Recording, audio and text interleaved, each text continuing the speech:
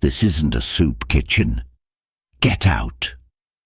The words landed like a dry slap in the middle of the restaurant hall. The man who was shouted at said nothing, no screaming, no begging. He just stood there, his old coat frayed at the shoulders, his trembling hands clutching an empty stomach, his eyes not those of a lazy man, but of someone who had grown used to being turned away. Behind the hot food counter, a tall employee, sleeves rolled to his elbows, his face flushed red either from anger or from being reminded of a compassion he did not possess. His name was Royce Palmer, and to him, poor was synonymous with unworthy. At the corner of the salad bar, a young woman paused, her hand hovering over the cherry tomatoes. Her name was Alyssa Grant. She wasn't a manager. She had no authority, but her gaze froze not out of fear, but out of indignation. No one asked her to. No one gave her permission. Alyssa wiped her hands, silently walked over, opened a cabinet door beneath the counter, and took out a clean white plate.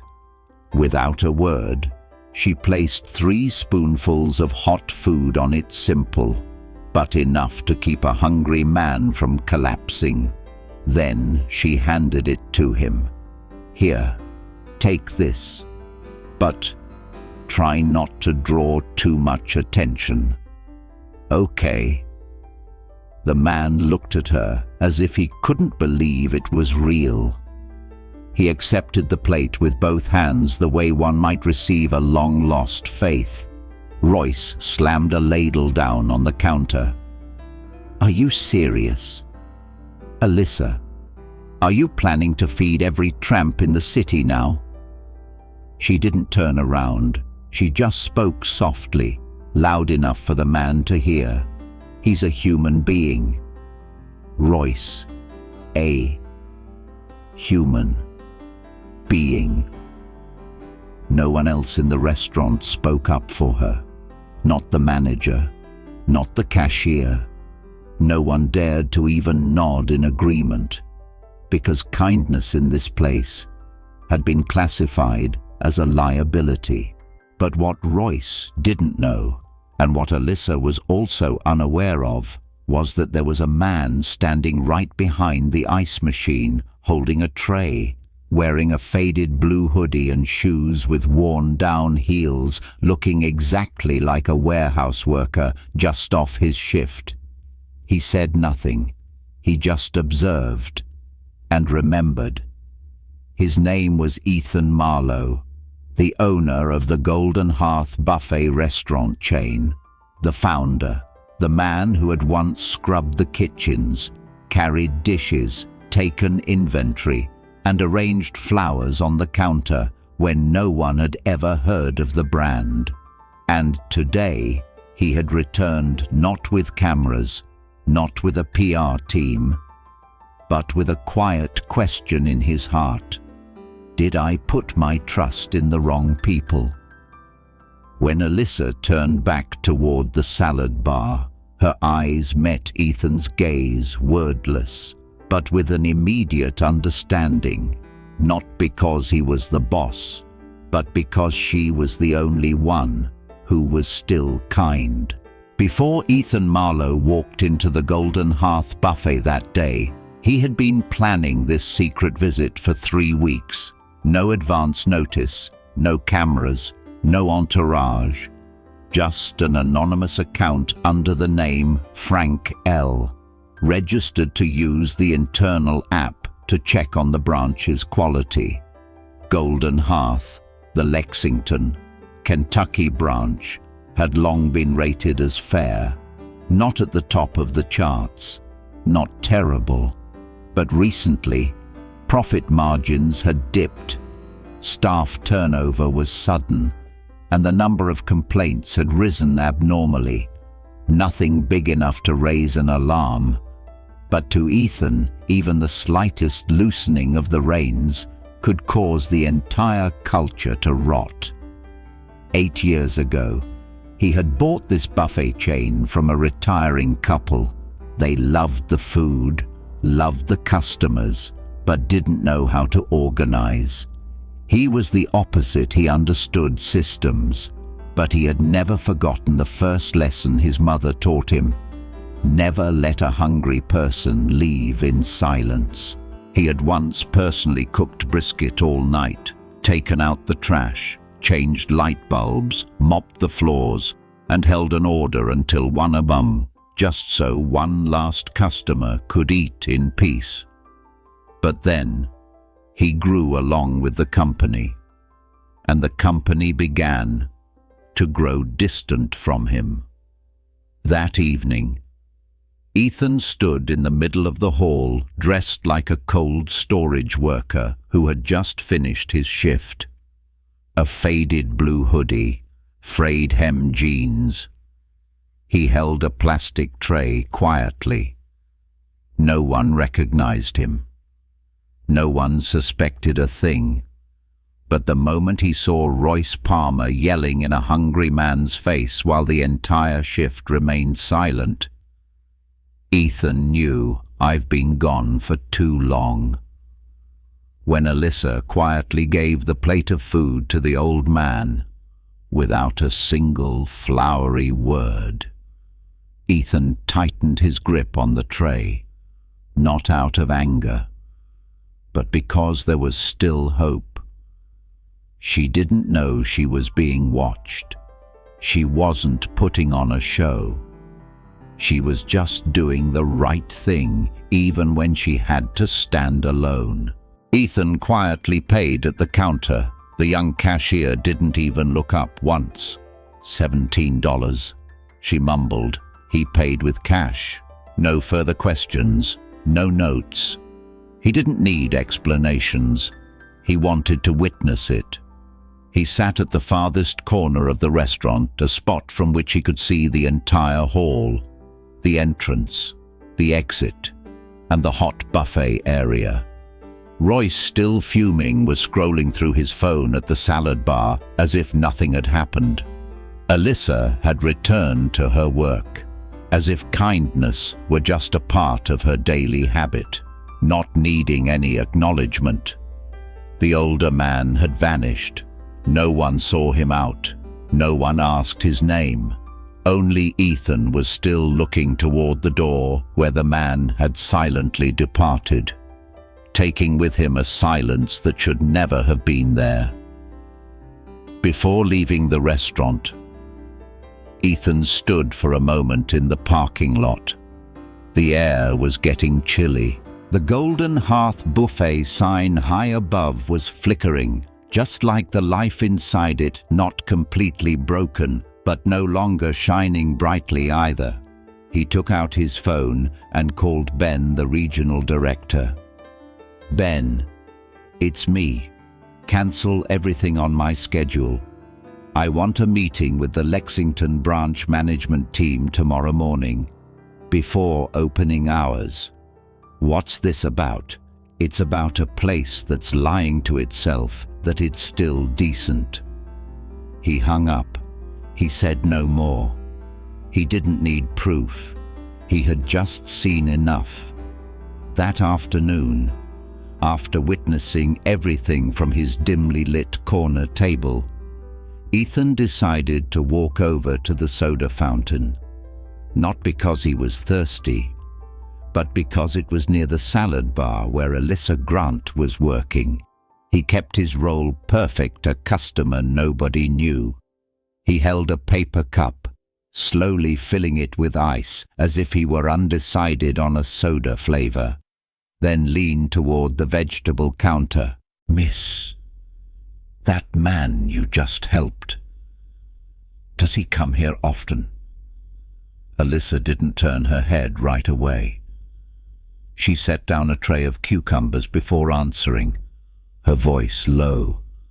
Sometimes, not regularly, but he's never caused any trouble. Does management know Ethan pressed? She pressed her lips together, then nodded slightly. As long as no customers complain, they don't intervene.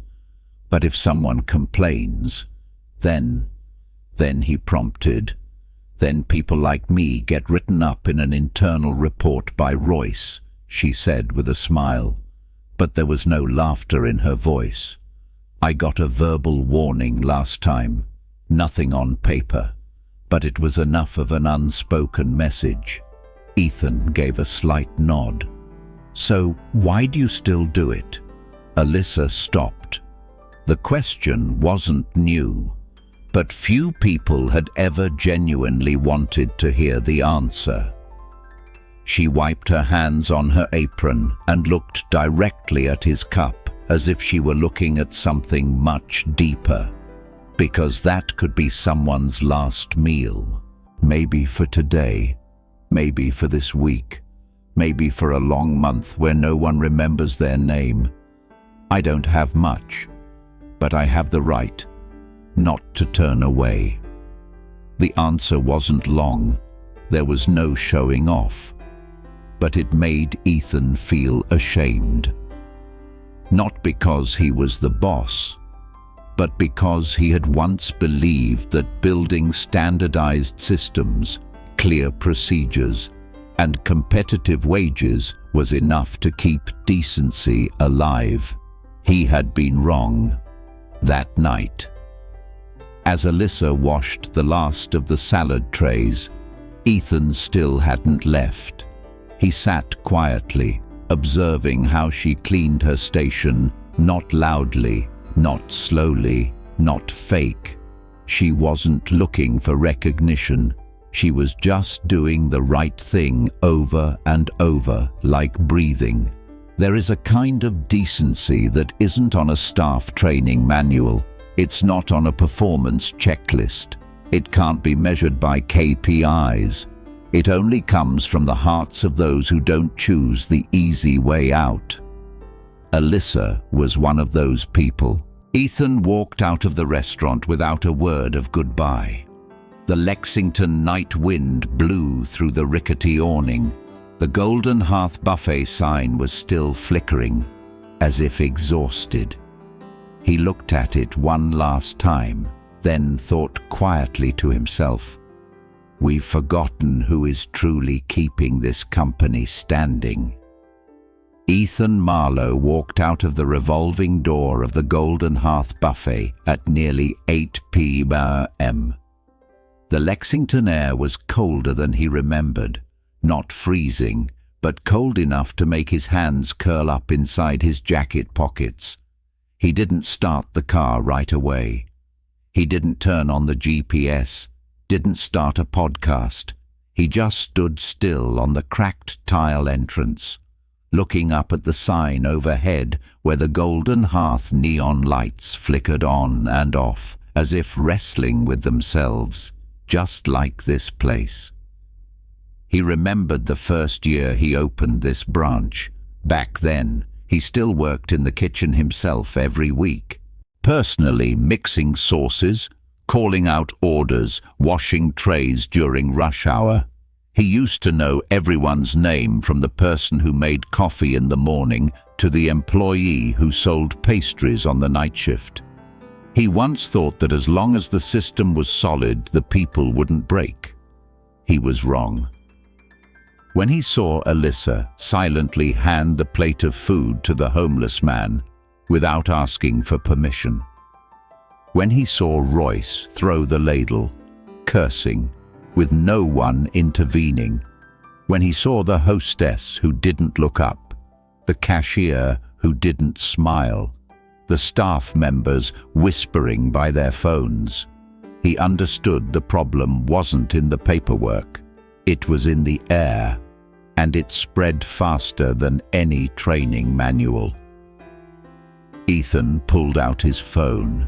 He dialed Ben Carter, the regional director for the Southeast. The phone rang 3 times. Ben was probably having dinner. "Hello, Ben. It's me, Ethan." "Oh, Hello, boss. Is everything all right tomorrow morning? I want an emergency meeting with the Lexington branch management team before opening. No HR, no communications. Yes, of course. Do you need me to fly over? No. I'll handle it myself. You just need to know, this branch isn't itself anymore. Ben was silent for a few seconds. What do you need me to prepare? Ethan looked through the glass door, where Alyssa was quietly gathering the last of the salad trays, the white light casting on her eyes, which no longer held the look of a young person, but of someone who had carried too much in silence. Prepare to listen, he replied, because tomorrow morning, I'm not coming to assign blame. I'm coming to hold up a mirror for everyone, starting with myself. Ethan hung up. The neon sign above his head flickered one last time, then went out completely. No one fixed it. No one reported it. And that was precisely the problem. He got into his car, started the engine. The motor hummed steadily, but his ears were still ringing with Royce's words, "We can't give handouts to beggars and expect this restaurant to survive." But Ethan, he knew the exact opposite was true. If we don't know how to keep kindness alive, then this restaurant has been dead for a long time. It just hasn't closed its doors yet. The next morning, the back parking lot of the Golden Hearth Buffet in Lexington was still empty. The pavement was still slick with dew, and its small cracks reflected the pale light like the fractures of something long left unmended. Ethan Marlowe parked in his old spot, the corner by the fence where he used to help the kitchen staff on the morning shift nearly a decade ago. In his hand was his old key card, which he had kept not for the title, but for the memories. He swiped the card. A green light. The door opened. The smell of fried oil, old cleaning cloths, and the stale, damp air trapped in the ventilation system clung to his jacket like unwashed memories. But this time, he didn't back away. In the kitchen, a few young cooks were wearing headphones, chopping vegetables, and arranging sandwich bread. Two servers were still untying their aprons from their waists, phones in hand, heads down. Ethan walked past them. No one recognized him. No one questioned him. And that was the first thing he wanted to fix. He stepped into the employee break room. The pinboard still held a looking to trade shifts notice from last month, next to an expired invitation for a CPR class. The vending machine was flashing a technical error. No one bothered to fix it. No one noticed. Ethan stood there, saying nothing. He just took a deep breath, the smell of cold coffee, old grease, and a hope that had long been forgotten. The door swung open. A woman stepped inside, hair pulled back neatly, a clipboard in hand, her eyes darting around. She nearly bumped into him, startled. "Oh, I'm sorry. You are..." "Good morning, Marla," Ethan said, his voice even and firm. "We need to talk. Marla Jennings, the manager of this branch for the last 3 years. Her reports were always on time. Her numbers were never wrong. But standing before Ethan this morning, her eyes couldn't find a place to land. I didn't know you were coming today. Do you need me to call the regional director? I've already spoken to Ben." Ethan cut in, his gaze not cold, but decisive. This conversation starts here, on this floor. No intermediaries. They walked out into the main dining hall, still closed for the day. The chairs were still up. The buffet stations were not yet filled. The smell of freshly mopped floors lingered in the air-conditioned breeze. A wall-mounted fan near the cashier's counter spun weakly. Ethan pointed to a table near the window. "Sit." Marla set her clipboard down, sitting with both hands wrapped around her coffee cup, as if clinging to the last thing that could steady her heartbeat. Ethan began not with criticism, but with the truth. "I was here last night, under a fake name, eating like a regular customer, looking like a passerby. I saw a hungry man get humiliated in front of staff and customers, and I saw only one person step forward. Not a manager, not someone with a title, but the young lady at the salad bar." Marla opened her mouth, as if about to offer an excuse, but Ethan raised a hand. "I'm not here for explanations. I'm here to redraw the line. You run this restaurant from your office, but out there, Royce Palmer is defining the work culture for you, and you're letting him." She lowered her head. The coffee in her hand trembled slightly. "I know Royce isn't perfect, but he's been here for 6 years. He trains the new hires. He covers weekend shifts. I need people like him." "No," Ethan said, definitively. "You don't need someone with seniority. You need someone who understands that kindness isn't a bonus, it's the baseline requirement." He paused, then looked directly into her eyes. "Royce is terminated. Today. No waiting. No investigation. I've seen enough." Marla blinked. Her reaction wasn't one of rebellion, but of someone who had just been woken up. "I understand." Ethan stood up. He pointed toward the back door. "Gather the whole team. I'll speak to them before we open. We're not going to start with the menu today. We're going to start over with the heart." It wasn't even 8 a.m. The Golden Hearth Buffet in Lexington was still closed, but inside, all the employees had been summoned to the main hall. Chairs were folded. The serving stations were still empty. The early morning sun shone through a window pane, still streaked from a hasty wipe-down, reflecting off faces that were tense, tired, and full of questions. Royce Palmer arrived last. As usual, his uniform wrinkled, phone in hand, his expression indifferent. He let out a loud yawn, then scanned the eyes of those standing around without a shred of concern. Ethan Marlowe stood in front of the cashier's counter, not on a podium, with no microphone, no title. Just a middle-aged man, sleeves slightly rolled, his eyes observing every face as if he had known them all back when this company was no bigger than a single kitchen. And then, the front glass door opened a crack. The man from yesterday returned. No one stopped him.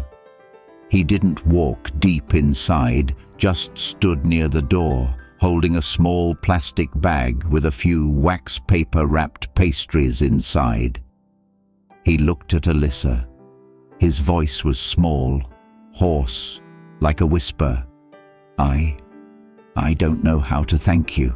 Yesterday, I hadn't eaten in 2 days. You gave me that plate.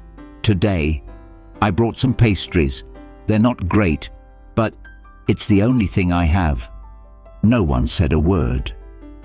Royce let out a smirk.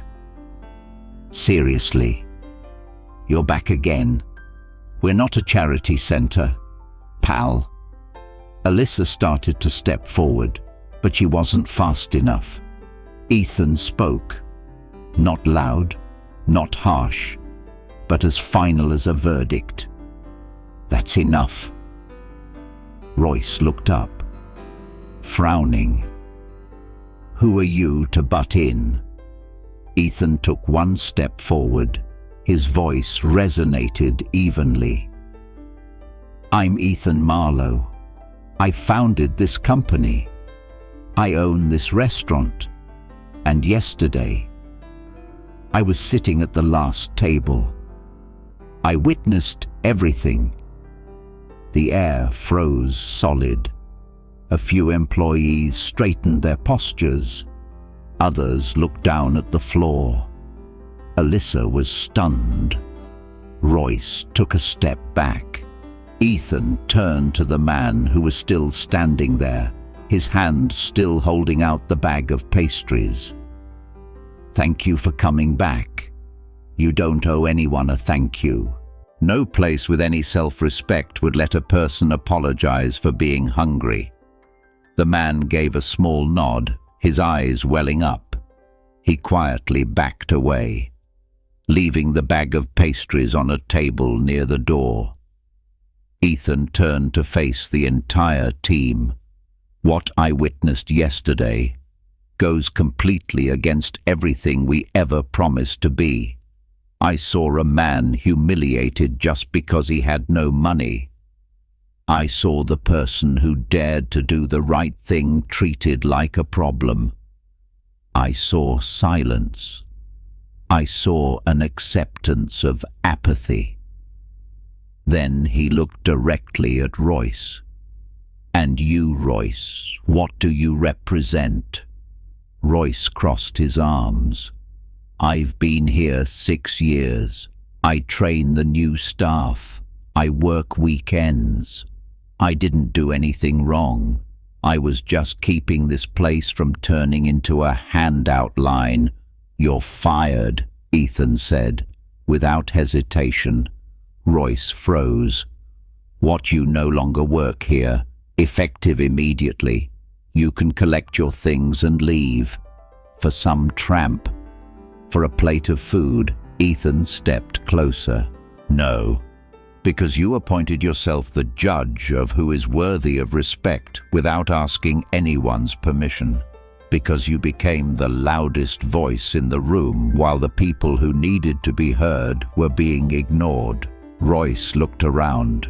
"Is everyone okay with this, Marla? Is no one going to say anything?" Marla Jennings, the manager, stood off to the side, silent. Not a single person nodded, but the silence was no longer one of complicity. Royce threw his key card on the counter and turned to leave. No one stopped him. No one saw him out. Only the sound of the door bumping gently against the wooden frame. Before closing, Ethan turned back to the group. "I didn't come here to threaten you. I came here to fix this. But I can't do it alone." He looked at Alyssa. "You didn't wait for an order. You didn't make a scene. You just did the right thing. Starting today, you are the service team lead, and I want to speak with you privately about your path to assistant manager." Alyssa stood in silence. Then she nodded a small gesture, but one full of weight. Finally, Ethan looked around the room. "I don't need you all to be perfect. I just need one thing from now on. If someone needs help, we help. If someone insults a customer or a colleague, they're gone. No warnings, no excuses." The room was quiet, but it was no longer the silence of resignation. It was the stillness of a place that had just been given its heart back. The doors opened at exactly 11 a.m. There was no background music, no scripted greeting from a host at the door. Just a team that had just stood silently listening to their company's owner speak the unvarnished truth. And now, each person wore that new awareness like a freshly laundered apron, clean, but not yet daring to get dirty. Ethan Marlowe didn't leave after the meeting. He didn't go into the manager's office. He didn't make phone calls. He didn't write a report. He simply took a chair in the corner of the dining hall and sat there like a regular customer. No name tag, no air of authority, just presence and observation. The lunch rush began. Alyssa Grant, just appointed team lead this morning, stood at the salad bar with a new posture. It wasn't because of the title. It was because the way everyone looked at her was now different. She didn't speak loudly. She didn't point. She walked past a young employee who was fumbling with a tray, gently placed a hand on his shoulder, and reminded him softly, "Switch out the left tray first. The one on the right isn't down to temperature yet." The young man nodded. No tension. Because the way she spoke made you want to do a good job, not out of fear, but out of respect. Ethan remained in his corner. He didn't order any food. He just drank a glass of water, and occasionally cast his gaze over to the hot food station where Royce had stood just yesterday. Now, that spot was filled by Luis, a quiet cook whose apron was always unusually clean. Luis worked with a steady rhythm, but today, Ethan noticed something was off. He winced as he turned. His left hand lightly touched his right knee. There was a slight limp in his walk. Ethan stepped into the back kitchen, pretending to check the lemonade dispenser. He leaned in and asked quietly, "Luis, what's wrong?" Luis was startled. "Oh, nothing. I just twisted my ankle a bit, moving stock a few days ago." "Did you report it?" Luis shook his head, his voice growing smaller. "I was afraid to ask for time off and leave us short-staffed. I didn't want Alyssa to have to come back into the kitchen right after her promotion." Ethan looked at him for a long moment. He didn't speak. He didn't scold. He just gently untied the apron from Luis. "Take a 15-minute break. After that, come back. You're on cold prep, not the hot line. And starting tomorrow, your shifts are cut by 30%. I don't want to see you limping just to keep your hours." Luis started to protest, but Ethan's gaze didn't allow for refusal. He nodded, relieved, but didn't dare let out an audible sigh. Ethan picked up the ladle. He turned it over in his hands a few times. The feeling was familiar. A moment later, Alyssa walked past the kitchen and saw him stirring a tray of roasted meat. She stopped short, frowning. "What are you doing?" Ethan smiled faintly, covering his 15 minutes. "Or maybe making up for the 5 years I haven't set foot in this kitchen." Alyssa put her hands on her hips, feigning a stern voice. "No gloves, improper uniform, not following protocol. I'm the one who wrote the protocol," Ethan replied. "And I'm the one inspecting you," Alyssa shot back. They both laughed. A light, natural sound, more like teammates than a boss and an employee. In the corner of the hall, the other staff members began to move differently. No one gave an order, no one yelled, "Straighten up," but everything was calmer, tighter, more complete. Dylan, the new hire, was put back in charge of the dessert station, and this time there was no scolding, no one pointing a clipboard in his face. Alyssa passed by and said quietly, "If you're not sure when to change a tray, just look at what's running low and then ask.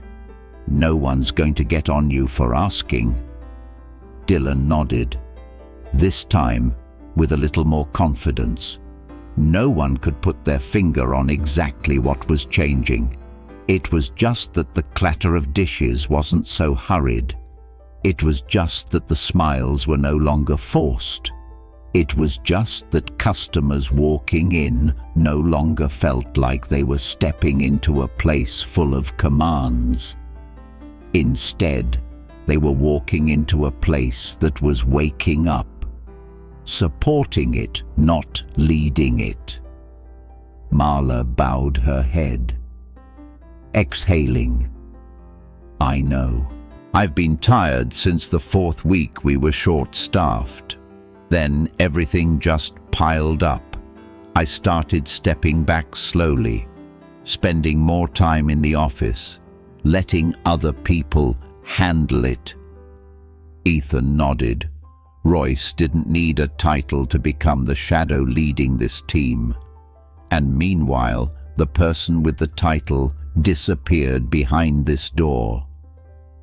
Marla put her hands to her forehead, sighing again. "I didn't want to lose my position. I was afraid that if I made too much noise, corporate would think I wasn't competent enough."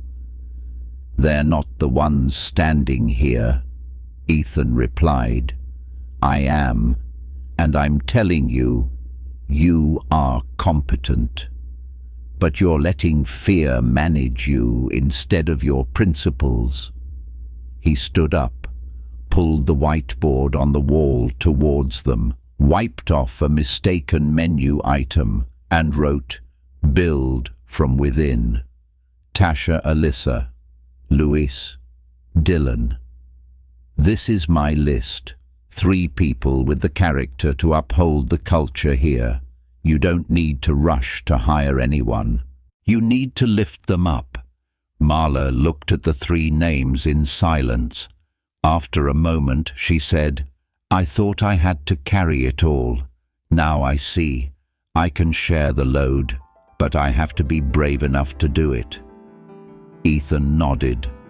"I'll check back on your progress every 2 weeks. Not to monitor, but to partner. And if you can do this, create a solid leadership team.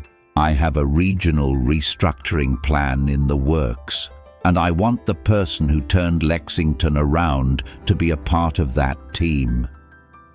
Marla looked up, for the first time in months. There was a light in her eyes, not because the pressure was off, but because she had direction. "I won't miss this opportunity," she said, her voice firm. "Then stop talking," Ethan replied with a smile. "Go out there and get back to them, not standing behind them, but standing beside them." The 2 of them walked out of the office together. Marla wasn't walking behind Ethan. She was walking at his side. The afternoon at Golden Hearth Buffet passed as quietly as an instrumental jazz tune, not bustling, not rushed, but there was something orderly about it. Ethan Marlowe sat back down in his old corner, the table he had chosen on the first day he walked in here as an anonymous customer. On the table was a glass of water, nothing more. But from that spot, he could see everything: the salad bar, the checkout counter, the entrance, and the eyes of those who had once been overlooked. On the other side of the room, Dylan, the young rookie, was carefully replacing a tray of peach cobbler. The clumsiness from his first day was gone. So was the oppressive shadow of his training advisor, Heather's scolding voice. Alyssa had trained him thoroughly, but more importantly, She had believed in him. Ethan watched Dylan arrange each slice of cobbler perfectly, then use a clean cloth to wipe the rim of the tray and adjust its angle to be just right. No one asked him to. No one was hovering over him. He did it because he wanted to do it right, because for the first time he felt like he belonged. In the cold prep area, Luis, despite being on reduced duties due to his injury, wasn't sitting idle. He wiped down the salad containers, reapplied the date labels correctly, and organized the vegetables according to the FIFO method.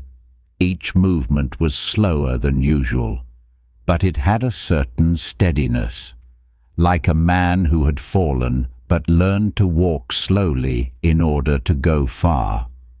Ethan watched Luis from behind, then gave a slight nod. He wasn't the most brilliant employee, but he was the kind of person every system should have: consistent, uncomplaining, and reliable. Just then, a thwack sound echoed near the soda machine. Ethan turned his head. A little girl about 7 years old was standing in confusion next to a spilled drink. Her coat was too big for her shoulders, her sneakers were old, and her eyes were wet not from pain, but from the fear of being scolded. She bit her lip. Her hand tried to pick up the lid, but dropped it again. Ethan stood up, but before he could take a step, Alyssa was already there. She didn't blame her. She didn't ask why. She knelt down, used paper towels to wipe the spill from the floor, pulled a new cup from the counter, filled it with soda, and handed it back to the little girl. "It's okay. I've spilled one just like that before." She smiled, whispering like she was sharing a secret. The little girl smiled back faintly. Her hands held the cup tighter. Her parents sitting at a nearby table looked over and nodded their thanks. No words were needed, just a look, because they understood in this place. Someone saw their child as a human being. Ethan sat back down at his table. He pulled out his phone. He typed a message and sent it. "Prepare the promotion paperwork for Alyssa Grant. Start the assistant manager training program for her next week." It wasn't because she was good at tasks. It was because she knew how to listen to what no one was saying, to see what no one else noticed, and to do the right thing when no one was asking. In many companies, people like Dylan, Luis, or the nameless little girl are just part of the periphery, not worth paying attention to. But here, in Ethan's eyes, they were the vital signs of something called culture. It didn't need billboards. It didn't need slogans. It just needed one person to wipe up a spill with their own 2 hands and to preserve another's dignity with their eyes. That afternoon, Ethan Marlowe decided to do something many CEOs would never do. He stepped back. He didn't check reports. He didn't stand on a podium. He didn't make any more speeches. He just observed from the shadows, and it was there that he saw what he had been waiting for all week. Others were stepping up. Alyssa, now the shift lead, didn't yell, didn't clap her hands to direct people. She didn't carry a clipboard, just a small pen tucked into her apron, and whenever someone struggled, she appeared as if she had already known. A new employee was fumbling, unsure how to handle a customer's request to change an order. Alyssa didn't walk over to the counter. She signaled with her eyes, a nod, a step toward the customer, 3 short sentences of dialogue, a smile. Everything was smoothed over. Luis, though still walking with a slight limp, had settled into the rhythm of cold prep. He checked the refrigerator temperatures, replaced the coleslaw tray, and organized the inventory data in a way that no one asked for, but everyone was grateful for. Ethan passed by and said quietly, "Have you ever thought about training new hires?" Luis was surprised. "Me, I'm not very good with words." "You don't need words. You need patience. And today, you proved you have more than enough of that." Luis lowered his head, saying nothing, but his hand on the coleslaw tray tightened just a bit. Dylan, the boy who once trembled under the thumb of his training advisor, was now guiding a new female employee. "This brownie tray needs to be replaced when it's a third full. Wipe the rim of the tray before you set it down. Oh, and don't touch the edges with your hands. Remember to wear gloves." The young woman nodded, taking notes and smiling. The atmosphere wasn't tense. It wasn't awkward. It was just one young person helping another young person feel less lost. Marla Jennings, the manager who once hid in her office, was now back on the floor. She walked to the checkout counter and adjusted a new employee's name tag. She wasn't carrying a clipboard. She wasn't pointing. She observed. She nodded. And for the first time in weeks, she smiled at her team. Ethan saw it all. Toward the back of the restaurant, a woman in a school jacket walked in. Her face was weary, her hand clutching a few crumpled bills. She approached the counter, hesitating. "I only have $6. Can I get a few items to go? Whatever is cheapest is fine." Alyssa stepped forward without a second of hesitation. "We have something called a community plate, a meal for those in need. You can choose any 3 hot items. I'll pack it up for you to go. No charge." The woman's eyes filled with tears. "Really?" Alyssa just smiled. "Really? No one was filming. No one was spreading the news."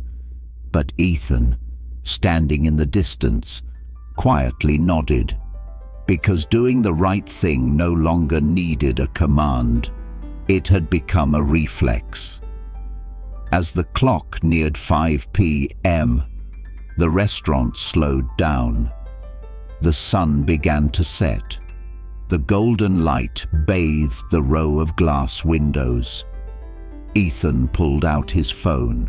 He texted the regional director. "Ben Carter, the Lexington branch is ready to become a training ground for entry-level managers. Start with Alyssa Grant. Next up, Luis and Dylan. And tell corporate.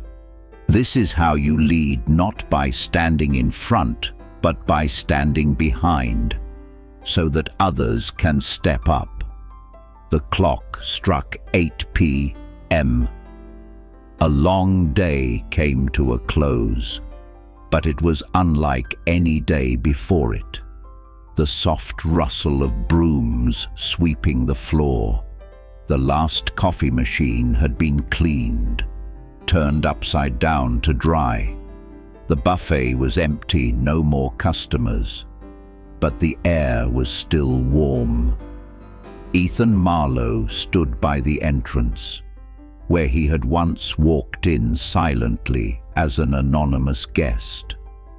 Now, he stood there again, but this time, silent in his belief.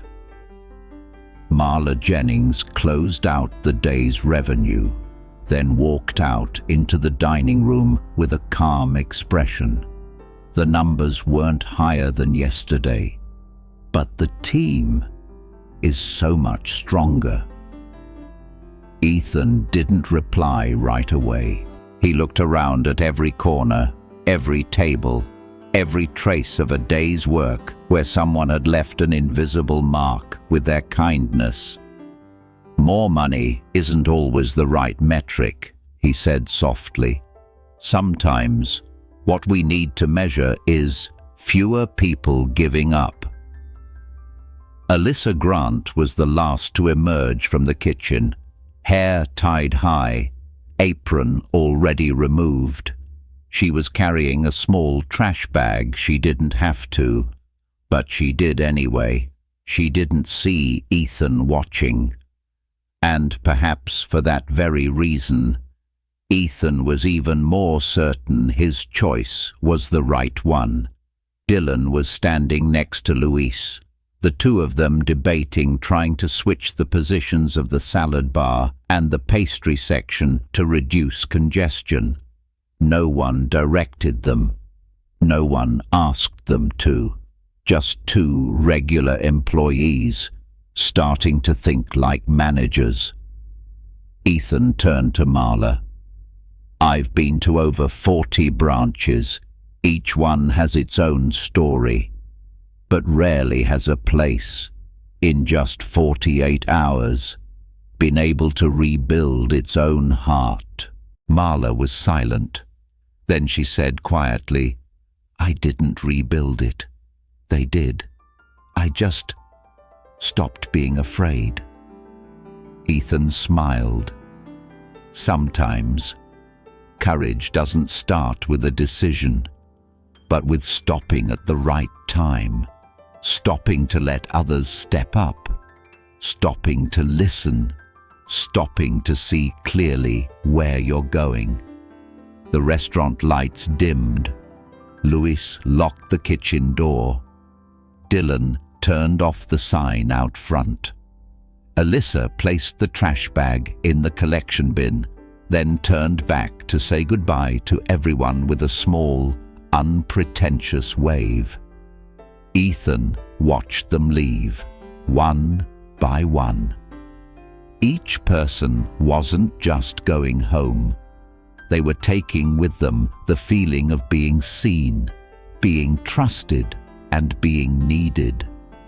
And Ethan knew it wasn't the bright signs, not the new menu items, not the marketing budget, but those three things that would make customers return.